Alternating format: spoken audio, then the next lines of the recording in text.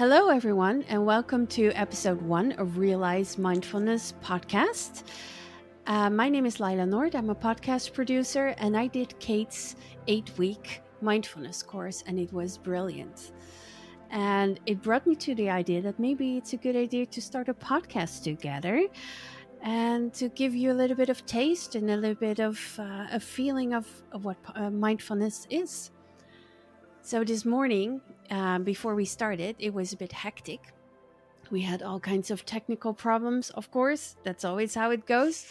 And before we started recording, Kate led us into a short meditation, and now I feel so much more relaxed. So I'm ready to start this episode. And the first question to you, Kate, is what is mindfulness? Start with an easy one, hey? Definitely.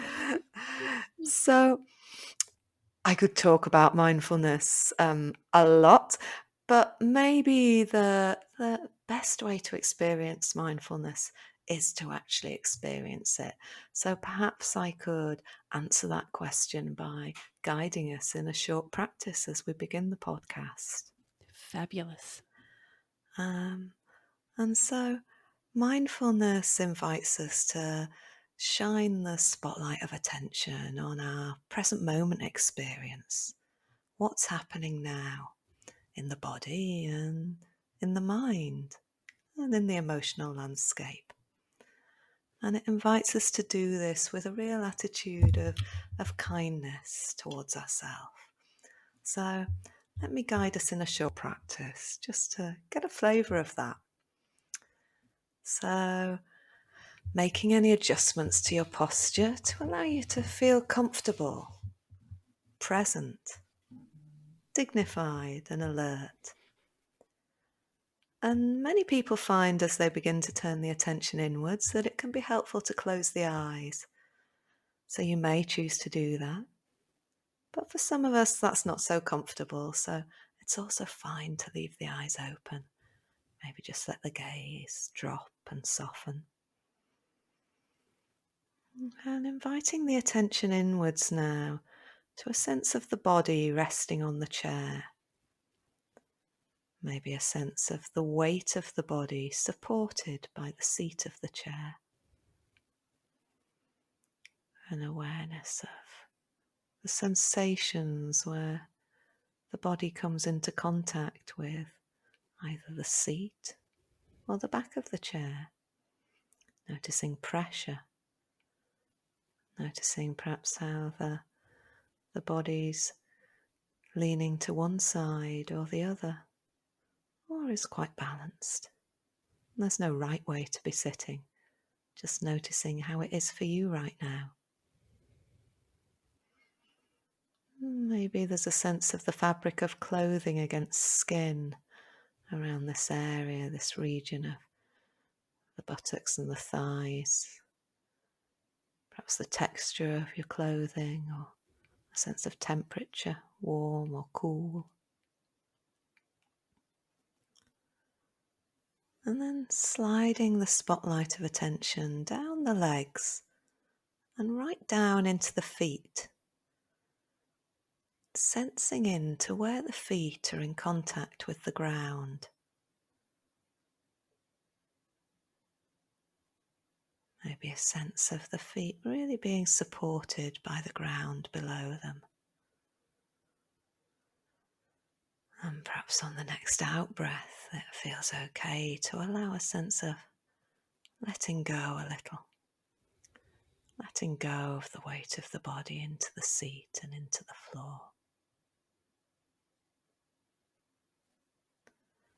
And exploring sensations in the feet as they come into contact perhaps with socks or tights, or maybe bare feet against the floor.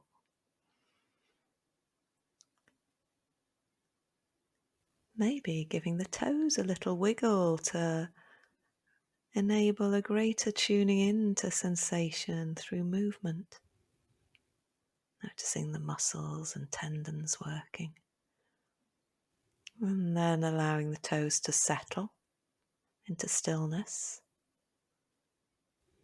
and tuning into sensations of the feet in stillness once more. Then when you're ready, letting go of the feet and shifting attention to the torso and noticing how the breath shows up in this region. Maybe there's a sense of the gentle rise and fall of the chest with the breath coming in and going out. Or a sense of the belly swelling and deflating in time with the breath. And seeing if it's possible to follow one breath all the way in and all the way out.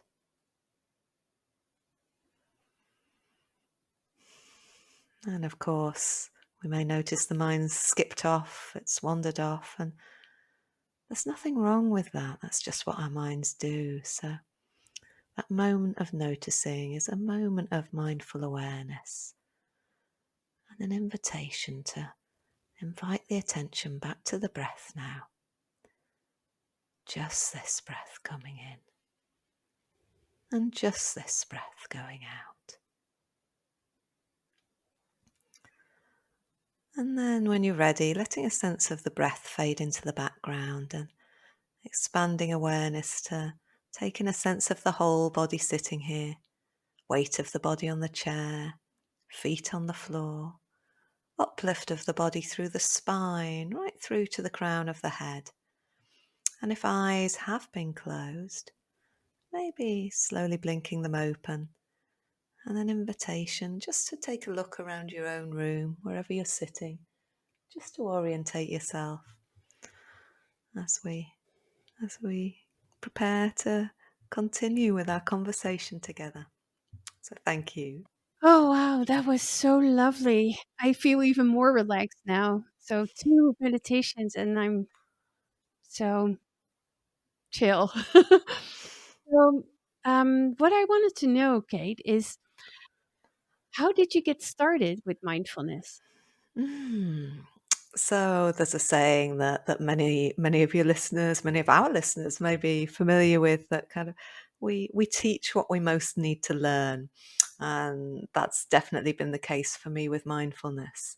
So I was first introduced to mindfulness when I began my training as a mum and baby yoga teacher. But at the time, it was very much something, oh, that's interesting, but not something that took root deeply in my own life. But I was aware of it, and I chatted to my mum, who was a great mentor of mine, about it.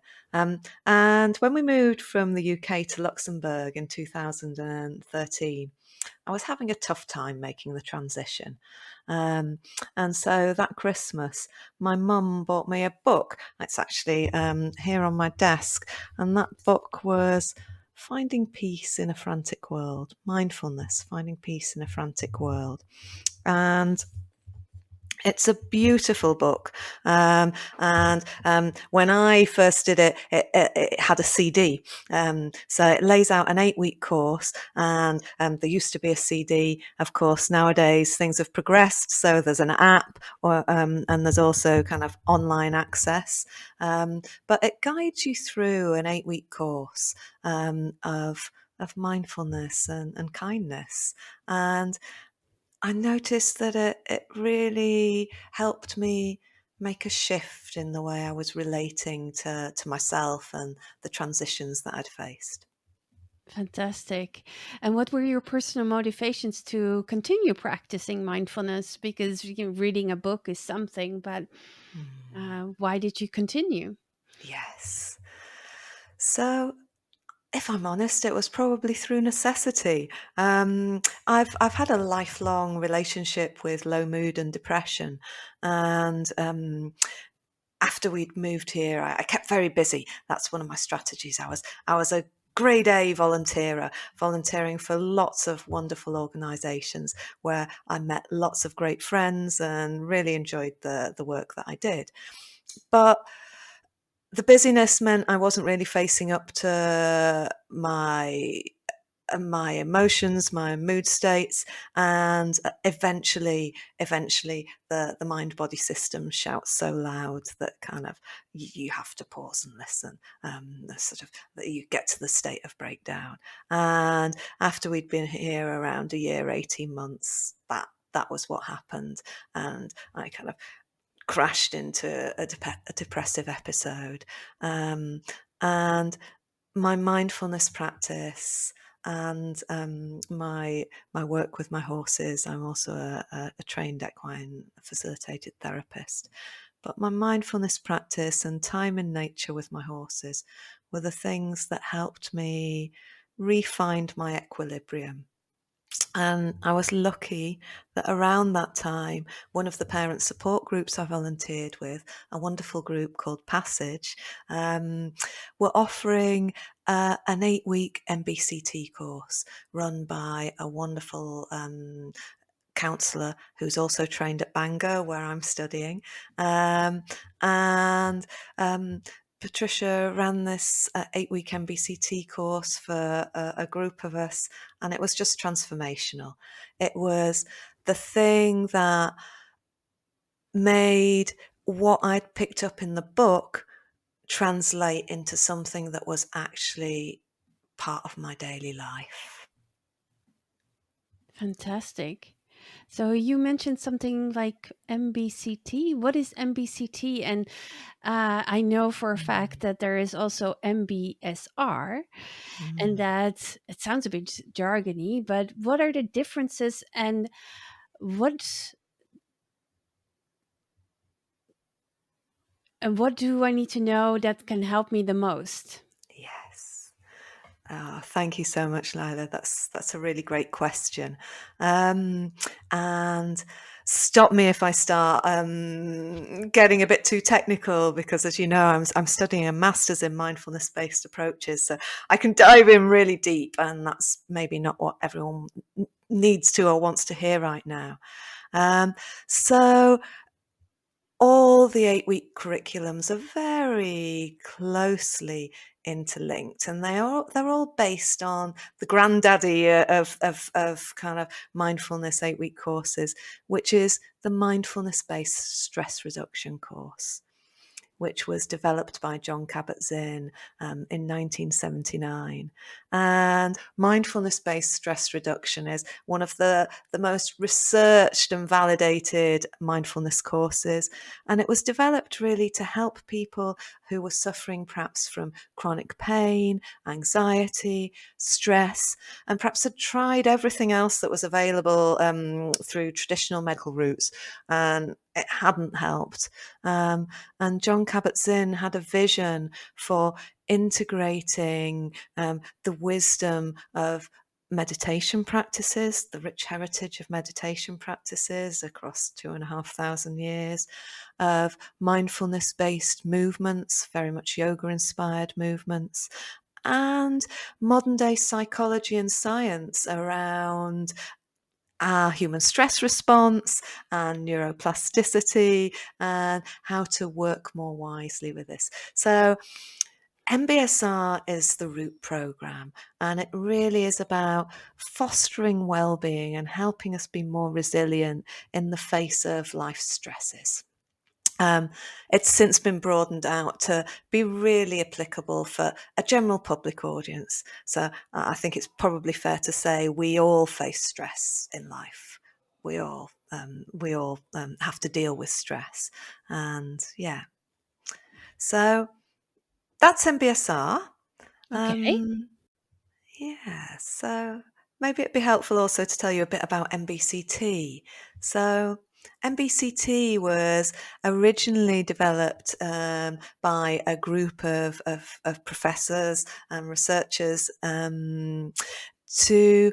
to really address or provide support for people who are at risk of relapse from depression, of multiple episodes of depression.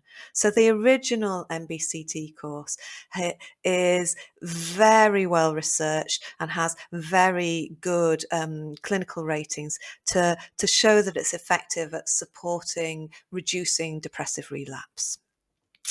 But because the course was so successful, it's since been adapted in a number of different ways. So MBCT blends mindfulness and also cognitive behavioral therapy. So it's a really powerful course, and it's been developed in a number of different ways. So we have MBCT for cancer, for people who've had a diagnosis of cancer at any stage in their journey. We have the MBEAT program, which is sort of for mindfulness-based cognitive therapy for eating disorders to support. We have addiction programs, and we also have the wonderful MBCT for Life program, which is a program for all of us to support well-being in daily life. So the program that we'll be sharing as we work together over the next 9 episodes, a future 9 episodes, is a bit of a blend of the MBSR and the MBCT for general well-being. I've tried to thread in some of the key components of both. Oh, that sounds lovely. And then you can really get a good feeling of what the courses are, and what you can achieve with them, and then sign up for your 8-week program. That would be wonderful. Yeah, Yeah. I really think that, I mean, there are so many wonderful resources out there now. There's not only books, we have apps, we have online, and I myself really enjoy attending regularly a number of live online practice groups. So there are really great resources out there. But personally, within my own practice, I found the best thing for establishing and maintaining a deep-rooted practice is attending an 8-week course with a qualified teacher. Yeah, I agree. After doing your course, I totally agree, because it's very immersive. It's 8 weeks long, but and I also liked it, the fact that you did it together with other people, so you get a really connection with these people and really evolve into this whole mindfulness together. And that's something you cannot achieve when only listening to the podcast. So the podcast is going to be just a little taste of it, but the whole experience should really be done with the 8-week course. Yeah, definitely.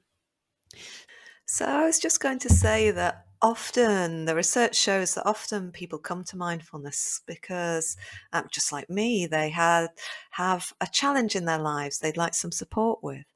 And as we continue to practice, if we do continue to practice, we notice the ripple effects in our lives and how mindfulness impacts our relationships with others. And in fact, in the MBSR course on week 6, we really focus on mindful communication, mindful interactions. Um, and often that can then grow into something much more profound in a way. Oh, maybe not more profound, but equally profound in terms of wondering, getting curious about how our own practice can make an impact in our community, make an impact in the wider world. There's a lot of talk in the mindfulness community right now about bigger than self mindfulness. So we often find we can start small and then it blossoms into something much bigger. Oh, that's so beautiful. Ah, wow. Okay. So we're doing this recording, this first podcast episode. So I already said why I thought it was a good idea. I did the course, and I think we should share this to other people. But why this podcast, and for whom is it for, really? Yeah. So, my great intention is to make mindfulness accessible and, you know, plant seeds of curiosity for people. So, My hope and aspiration for this podcast is that perhaps it acts as a support for people who've already attended an 8-week course and are just wanting some resources, some support, some community really to continue with their own practice. Um, but also that it serves perhaps as a seed for anyone who might be a little bit curious about experiencing what mindfulness is and what changes, what possibilities it might open up in their own lives. Um, so so yeah, that's really my hope and my aspiration for the podcast, that it it helps build a sense of mindful community and it plants some seeds. Oh, that's great. That's exactly what we need to do right now, plant some seeds. Mm. So, how can people reach you and know more about your mindfulness program and the trainings that you do? So, probably the best way to reach me is through my website, which is www.realisemindfulness.com. And there's a contact page. There are lots of free resources on there. You can sign up to my newsletter to get the regular updates of what I'm up to. And of course, you can contact me. And if you contact me, then I always love hearing from people and I'll get back. So if the podcast raises any questions for you, any challenges, then feel free to get in touch. There's the opportunity through my website actually to book a free, no obligation clarity call. So if you're interested in talking about perhaps a challenge or something you'd like to explore that's come up as a result of listening to the podcast, then I'd love to hear from you. Do get in touch.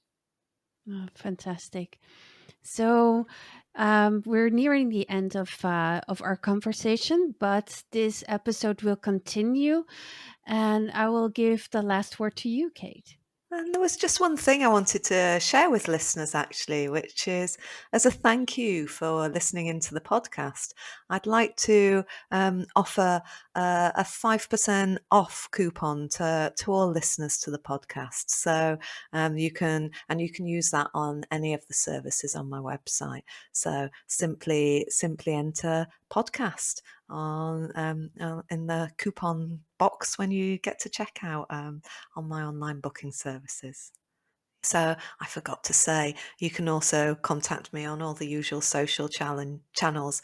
I'm not very good at promoting the social channels, but I am there. Perfect. But as a mindfulness teacher, perhaps what appeals to me most is direct contact. So that's why I'm saying reach out, or I'd love to meet you on a course. And I also wanted to end today's conversation by sharing with you a slightly longer practice than our introductory practice. That if you take nothing else from the podcast, if you only ever listen to this one episode, then the next meditation is a really resourcing tool for everyday life.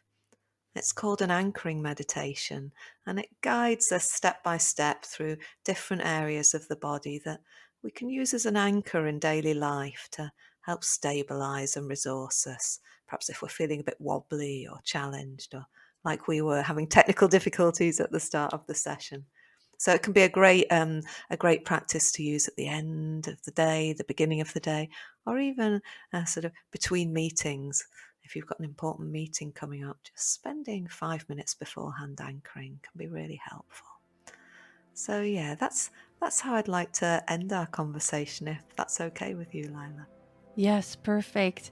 So, thank you so much, Kate, and we'll continue now with the anchoring meditation. Thank you for listening.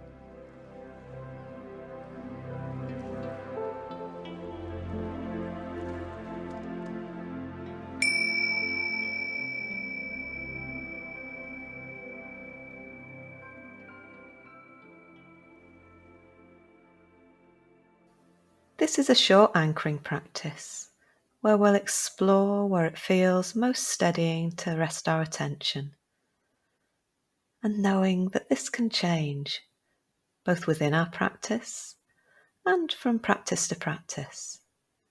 So as best we can, approaching our experience with a sense of curiosity and fresh eyes. It's best to do this practice from a seated position, so perhaps making a deliberate change in the posture, moving into an upright position, letting the back lengthen just a little, and maybe allowing the eyes to close if that feels okay, or just lowering the gaze and softening the focus. So noticing where your torch beam of attention is right now. Maybe on my voice, or other sounds around you, perhaps from the next room or outside. Maybe there are busy thoughts running through the head.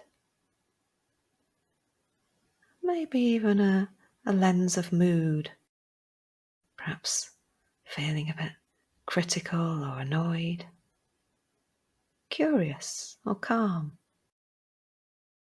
and seeing if whatever's here is okay to be here, just noticing how it is, and as best you can, with curiosity now, choosing to deliberately gather up the torch beam of attention, maybe taking a deeper breath in, and then on the out breath, moving the attention all the way down through the body and into the feet. Not thinking about the feet, but tuning into any sensations that are there right now. Maybe wiggling the toes, or pressing the soles of the feet down for a moment if that helps. Never underestimating the sense of ground beneath our feet. Perhaps exploring points of contact between the feet and the ground underneath. A sense of temperature. Maybe awareness of the texture of socks or on skin or bare feet in contact with the floor. And then on an out breath, letting go of a sense of the feet and moving the torchlight of attention upwards through the legs and beginning to explore the contact between the body and the chair. Maybe strong sensations of contact with the chair, the feel of the seat itself, a general sense of gravity doing its work as the body settles onto the chair. And noticing if the mind's wandered, and knowing if that's the case, there's nothing wrong. That's just what our busy minds do. Perhaps even congratulating yourself for noticing, and then choosing simply to return the attention to the felt sensations of contact as the body meets the chair, shining the flashlight of attention here with a lens of curiosity, zooming into sensations or broadening out to a wider sense of the weight of the body in the chair, temperature, contact, pressure. And then on an out breath, letting go of awareness in this part of the body and moving the flashlight of attention up the back, down both arms and into the hands. Noticing the palms of the hands, perhaps sensing temperature or contact. Then extending attention to fingers and thumbs, sensing if they're straight or curled. Tuning into the weight, maybe a sense of quiet heaviness of the hands resting in the lap.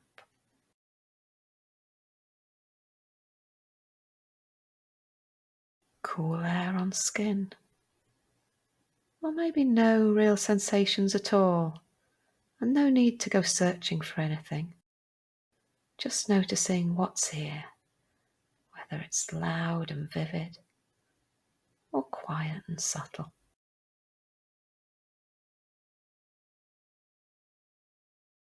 And then on an out breath, maybe letting the narrow spotlight on the hands fade into the background and expanding the torch beam of attention now to include a sense of the whole of the lower body, rooted and anchored here in the present moment.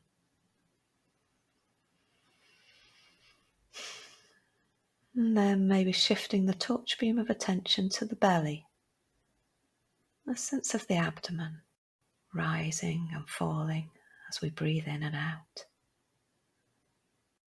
Letting the breath come and go, and sensing how this is in the body. Expanding, releasing, rising and falling.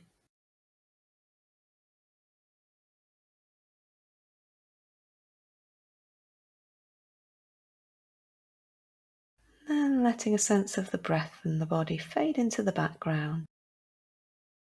And now, exploring where your strongest anchor is, the place where you feel most present, a place in the body that you can return attention to again and again, knowing that this is a place of stability and grounding that you can return to at any point during your day. So in the last few moments of the practice, resting attention on your chosen anchor.